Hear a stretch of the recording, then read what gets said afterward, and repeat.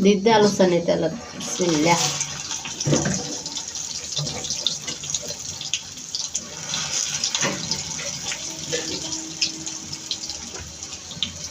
এটা লাগবে আলোচনাতে কেন তেল না দিলে মজা না লাগে আর তেল বেশি করে করো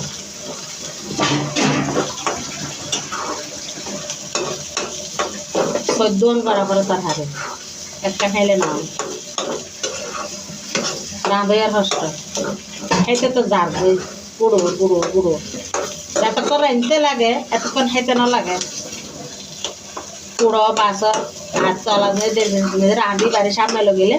শেষ উঠতে বাসতে তো চললা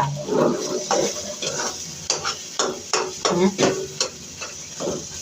রাঁধতে তো বেঁচে যতক্ষণ লাই খাইতে যদি এতক্ষণ লাই তুমি ভর্তি চলতে চল শেষ আর একখান আছে বত্তা দৈন্য হাতার পত্তা ইয়ান এখন গরিবার সময় নেই